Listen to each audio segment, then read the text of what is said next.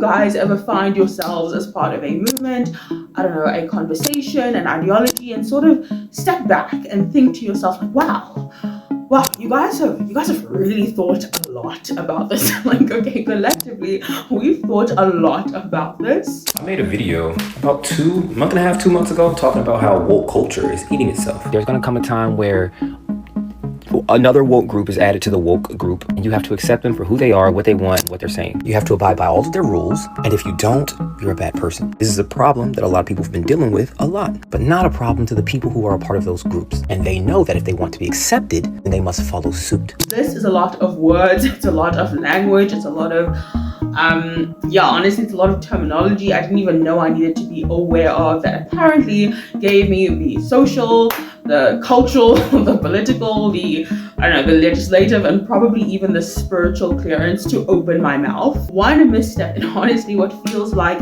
a minefield of footnotes, and apparently you've exposed your politics, you've exposed your childhood, you've exposed your trauma. It was just stated that trans women understand womanhood better than women. Drew's thought on this is that I think that trans women have a more beautiful understanding of what womanhood is. I agree. And your womanhood is not your ability to be sexually assaulted. Yeah. I will say what nobody else is saying, and I will say that this conversation was too woke. I'm going to define being too woke as you creating a hypothetical question that is not based in reality at all. Nobody in their right minds would actually be asking that question, and you're only coming up with this fake scenario so that you can virtue signal. Especially on TikTok, and especially so in a room with your peers. I feel like you need to walk into a quote-unquote woke conversation equipped. Because you are devaluing the terms transphobia, or the term racist, or the term misogyny by using it as a shield to avoid self-reflection rather than actually using it appropriately. Nobody cares when they're called these terms anymore because you guys call everyone that disagrees with you these terms. These are the most anti-intellectual and selfish responses from both of you.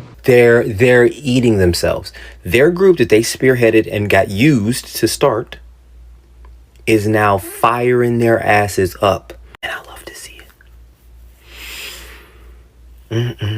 You need to know the genealogy, okay, of the approved terminology. You need to know the distinction between three apparently identical words, and like obviously, you guys, the fourth one is violence. I'm telling you, these days you can walk into a perfectly rational, perfectly normal conversation, wholly capable, of having an intelligent thought, and walk out having discovered, completely unbeknownst to you, that unfortunately your thought was a problematic epistemological event. This is the type of stuff that I can't help but feel that honestly takes people out, and not just by way of traditional cancellation, but enforcing people out through sheer semantic exhaustion. All I have to say is how embarrassing it is to be such a feminist you turn misogynistic.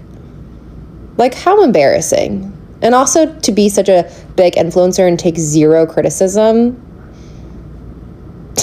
And I say this necessarily, you guys, with affection and humility, because I also recognize that, you guys, I am, I am part of the problem. If you've ever watched my videos, you might come out with that feeling. I mean, there are videos that I've literally just had to stop editing midway because it's like, you know what? It didn't need this much. Like, the thought, the idea, the contemplation became so overwrought that, I respected it, but I had to walk away, I just had to leave. Clearly, as a community, as a politic, as a body of ideology, whatever the, distinction happens to be, we've given this so much thought and, so much respect, obviously, for that, because there's been a lot of, dedication, good, well-earned and well-meaning dedication put into the thought, but it's enough. It's enough. I think we've done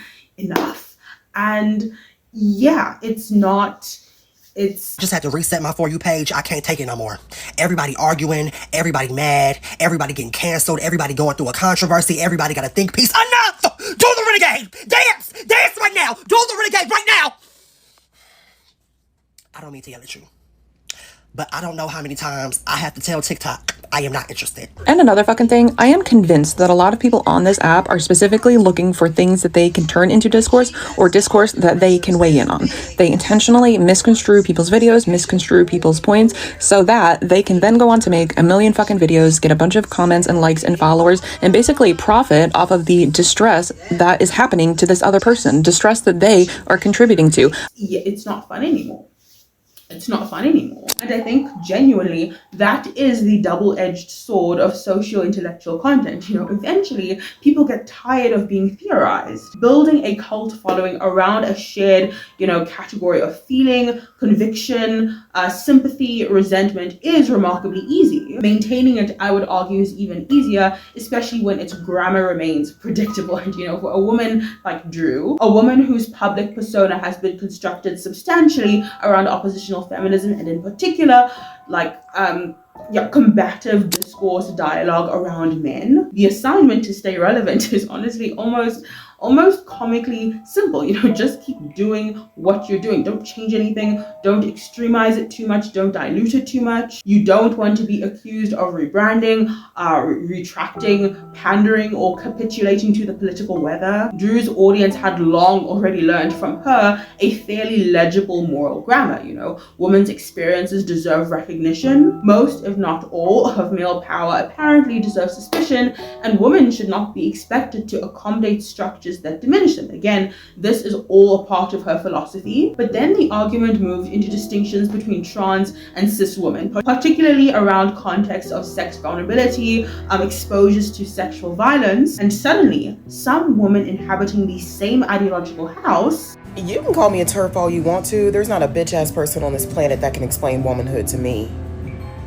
There's not a motherfucking person on this motherfucking planet that can explain womanhood to me and that can experience womanhood better than I can, because womanhood is not a monolith. Why are we talking about less and more as if this is a pissing contest? Nobody has a more beautiful experience of womanhood than anybody else, because womanhood is different for everybody and beauty is subjective.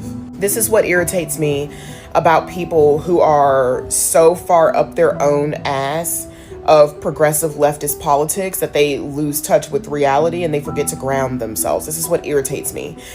You can alter and be flexible with your identity as much as you want to, and that is your business. And I'm gonna honor whatever it is that you want to identify as, whatever it is you want to go by, whatever names you want to use, whatever pronouns you want to use. Where I draw the line, though, is you getting to identify me.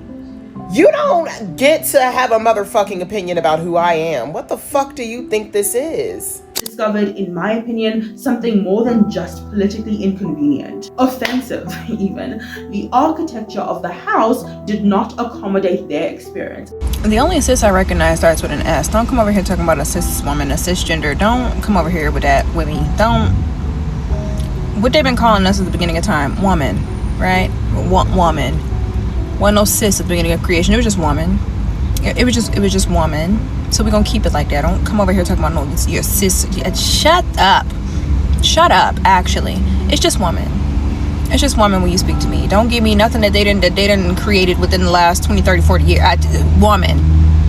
Well, I don't want to hear nothing else. Just woman. Thank you. And so, in a single video, but more accurately a single controversy, a creator with over 8 million followers on TikTok, last I checked, accidentally radicalized her audience into conservatism. Or did she? I don't see, even me, I don't entirely agree with that assessment. I don't think she did, but she definitely did something. And I think that it is worth talking about. Here's the thing, you guys. I know this is not a common take. Yeah, this is not a common take, but I want to make a distinguishing marker between political conservatism and temperamental conservatism, because dare I say most of her progressive audience is, in fact, most creatives you will actually see on TikTok are temperamentally conservative but ideologically liberal, and I don't think they all necessarily realize it. Again, I know it's a bit of a reach, but just stay with me. Once, I think detaching conservatism from explicit party affiliation and treating it instead as a temperament of preservation, I think it makes a lot of sense why a woman, for example, may strongly dislike the dissolution of inherited ontological categories. She may value continuity, she may value boundaries, reciprocity, stable meanings, and at the same time, right, all in the same breath, become profoundly uncomfortable when a vocabulary, right, when the way I described it earlier, when a grammar, when a logic previously intended to liberate people begins demanding that everybody naturalize to its attitude. This is where the strange religiosity, I think, of ideology becomes relevant. And don't get what I'm not saying, okay? I'm not saying that wokeism is explicitly a religion. What I mean is that certain ideological systems can acquire recognizably religious functions. And by that I just mean things like a vocabulary of, say, sin and innocence, an account of origins, orthodoxy and heresy, public confession, ritual denunciation, right, saints and villains, mechanisms of excommunication, and I think most urgently, a totalizing anthropology. One can construct an exquisite, okay, like an incredibly elaborate vocabulary of liberation and still become captive to it. So if a woman changes into a man and then looks me in my face and say, I really know what it feels like to be a man more than you, I would be wrong for saying, come on now. I would be wrong for saying.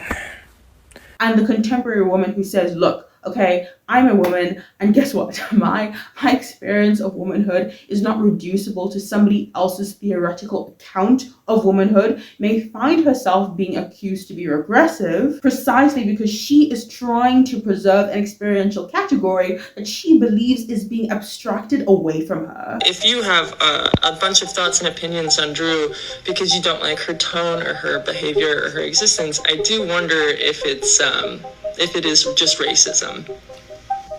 Long story short, if you feel the need to address Drew with anything other than delighted positivity, shut the fuck up. You know what's funny is that most of the women that have been speaking out about what was said on that podcast is women of color, specifically Black women. And here this person is, I guess they, ER fight master, I don't even know, this white biological female who identifies as non-binary trans is speaking out of turn once again, saying that people who disagree with Drew are racist. The racial dimension of this conversation honestly makes things look even stranger, which is honestly so funny to say as a South African watching this, you know, because if you don't know, South Africans,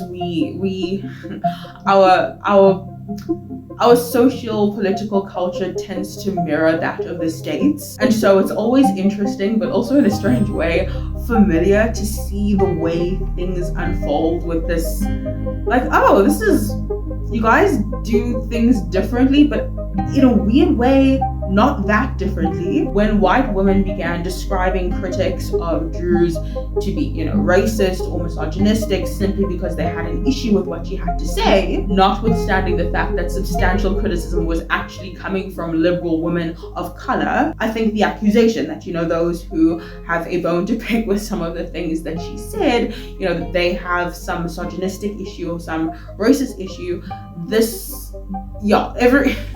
everything strange and confused and tense that comes with that actually reveals something important about ideological proxy classification. Once a movement possesses sufficiently strong priors about who occupies which moral position, people can begin identifying the presumed location of oppression before even beginning to listen to the person speaking. That ER fight master person, whatever, is a very specific breed of white person, and they must be stopped. I've mostly seen it in white women, not really white men, so whatever, but there's something that goes on in their brain where they think, I'm not oppressed enough, I need a label.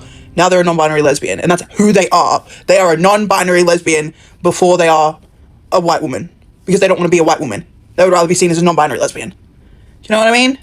And then because they feel like they've put non-binary lesbian ahead of being a white woman, that's what makes them feel like they can get on the internet and say the stupid shit.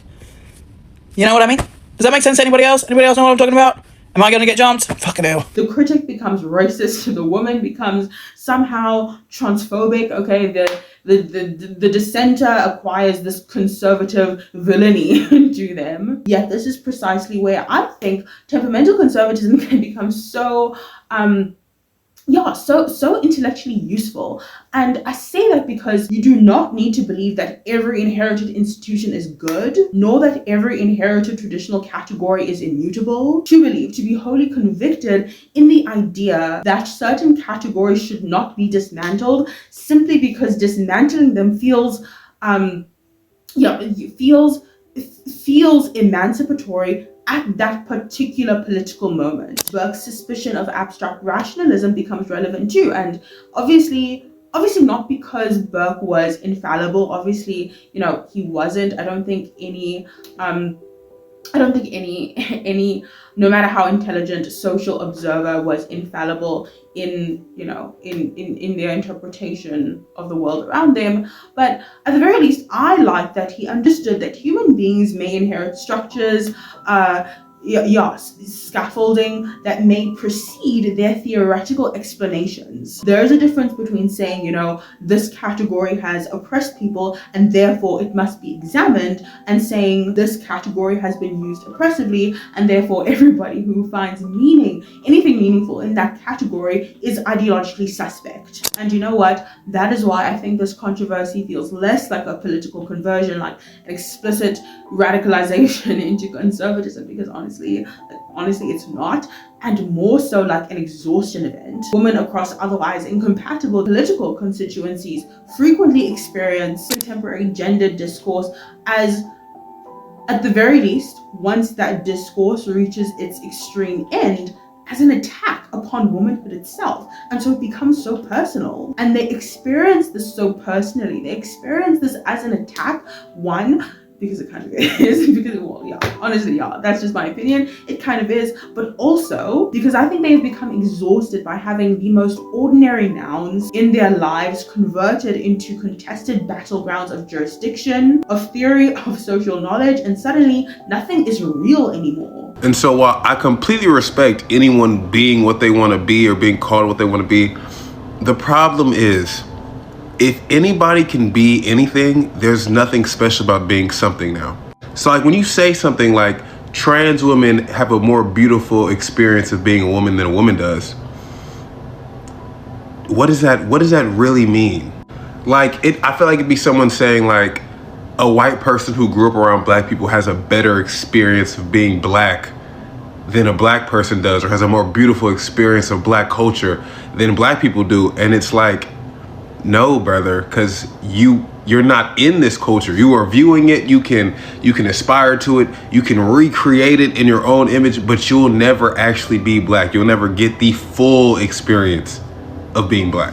It is objectively, you guys, just exhausting. And that is why I think through exhaustion, something like this was bound to happen. It could not,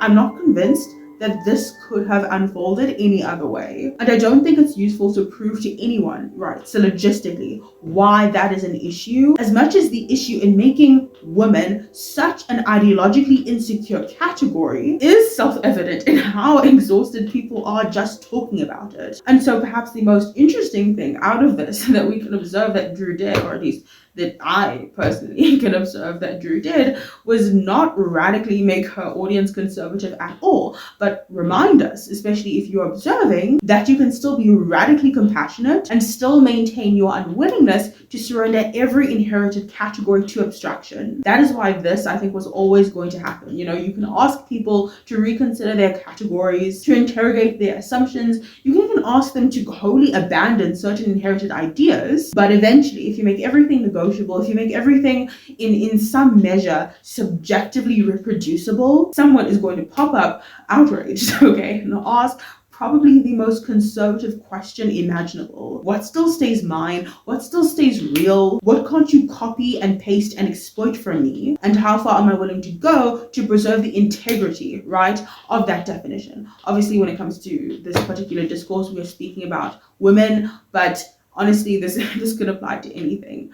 Anyway, that is all I'm gonna say about this. I think it's good to just keep things short, keep things sweet. Anyways, I hope you enjoyed this video. Was not planning on making it, was not planning on coming on here, you know, after I just saw you guys. I just saw you guys. But I hope you enjoyed this, and I hope to see you very soon. Yeah, we'll see how things play out. But otherwise, you take care and goodbye.